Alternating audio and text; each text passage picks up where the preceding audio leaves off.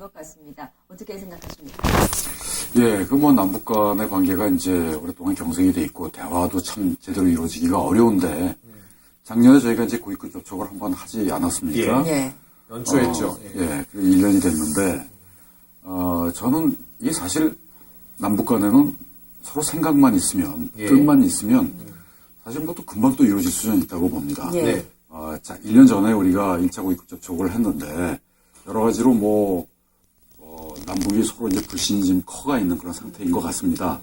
이런 불신도 결국은 대화를 해야만이 풀어질 수 있는 것이지 계속 떨어져 있게 되면 불신을 해소할 수 있는 방법이 없죠.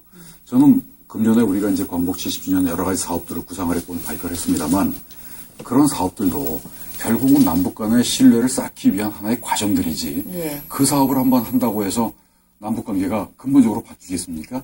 결국 그런 대화부터 시작해서 남북이 조금만 뜻을 모으게 되면 금방 할 수 있는 예를 들어 철도 이 종단 시범 사업 같은 경우도 그 전혀 어려운 일이 아닙니다. 그렇기 때문에 그런 사업들을 통해서 또한 이 신뢰를 쌓을 수 있는 그런 계기가 될 수 있기 때문에 북이 이러한 우리 정부의 생각에 호응에 나오는 것이 저는 중요하다고 생각을 하고 이런 기회에 다시 한번 제가 말씀드리지만 북이 우리 정부의 그런 제안들이나 이런 것들에 대해서 진정성을 의심하지 말고 또 만약에 진정성을 의심이 든다면 일단 대화에 나와서 얘기를 해보면은 뜻을 알 수 있지 않겠습니까? 그런 차원에서 대화에 호응에 나오는 것이 중요하다고 생각을 합니다. 광복 10주년을 맞아서 이제 남북 공동 행사를 이제 해야 되는데 일단 공동위원회부터 꾸려져야 되잖아요. 공동위원회부터 열자라고 지금 제안을 곧 하실 계획이죠?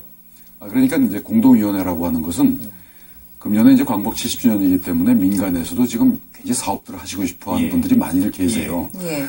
그래서 이제 저희들은 그런 사업들을 하는데 특히 이제 주로 문화적인 사업들 아니겠습니까? 이런 사업들을 하는데 이렇게 중구난방이 이루어지면 안 되겠으니까 조금 더 이렇게 조정할 수 있는 그런 틀거리를 하나 만들자는 것이고 그래서 저희가 대화가 이루어지게 되면은 그런 걸 한번 제안을 해볼 생각입니다. 여러 군데서 이렇게 벌어지는 그런 사업들을 하나로 좀 이렇게 잘 좀 모아서 또 집중화시킬 건 집중화시켜서 그런 틀거리를 한번 만들 것을 북에 제안을 해볼 생각입니다. 여기 또 관심을 끄는 게 이제 철도인데요. 남북 간에 이제 종단 철도를 만든다는 건데, 자, 이게 서울에서 이제 평양 신의 낮에까지 이어지는 계획이에요. 남북 철도 계획. 이게 과거에도 있었던 것으로 기억이 되는데, 자, 이게 성사되기 위해서는 물론 대화가 필요하기도 합니다만, 남북 같이 철도가 어느 정도 만들어져야 되는 거 아니에요. 북한 같은 경우는 아직도 시설이 부족하고요. 어떻게 하겠다는 거죠? 그래서 이번에는 뭐 그런 북한 철도에 무슨 개보수나 이런 걸 저희들이 생각하는 것은 아니고요. 그것은 북한의 그 인프라 투자에 해당하는 것이기 때문에 그건 뭐 북한 핵 문제라든가 이런 것들 진전이 있어야만 저희가 할 수 있는 겁니다. 그러나 과거에 이제 과거 정부에서 그 철도를 조사한 적이 있습니다. 그래서 비록 속도는 높이 나지는 않겠지만 그래도 철도가 연결돼 있다라고 하는 것, 철도가 연결돼 있고요, 실제로. 그 연결되어 있다는 것을 확인하면서 앞으로 남북이 이렇게 서로 협력을 하면 그야말로 유라시아로 바로 갈 수 있는 이런 통로가 있다라고 하는 것을 확인하면서 남북이 서로 합작해서 할 수 있는 여러 가지 사업들이 있다는 것을 보여줄 수 있다는 것이죠. 그런 측면에서 광복 70주년에 걸맞는 그런 행사가 아닐까 생각을 합니다. 그렇다면 이 철도 운행이 성사가 된다면 이제 앞으로 상시 운행도 생각을 하고 계신 겁니까? 근데 그 상시 운행을 하려면 아까 말씀하신 것처럼 북한의 그 철도가 개보수가 되어야 되거든요. 그건 상당히 많은 투자가 들어가야 되고 또 그것은 아까도 말씀드린 것처럼 북한 핵 문제 해결이 상당히 진전이 돼야 됩니다. 그렇기 때문에 그런 것은 좀 더 시간이 걸리겠죠. 네, 그리고 오늘 보니까 평화통일 기반 구축법을 제정한다라고 하셨어요. 이미 뭐 남북관계 발전법도 있고요. 여러 가지 법들이 이미 만들어져 있는데 옥상호흡은 아닐까요? 뭐가 다른 겁니까? 남북관계 발전법은 이제 그야말로 남북관계를 발전시키기 위한 그 법입니다. 그래서 통일 준비를 위한 평화통일 기반 구축법, 물론 이 가칭입니다만 이것과는 좀 다르다고 볼 수 있습니다. 물론 남북관계 발전법에도 이제 통일과 관련되는 부분이 일부 있지만 그런 것들은 좀 정리를 좀 할 수 있다고 생각이 되고요.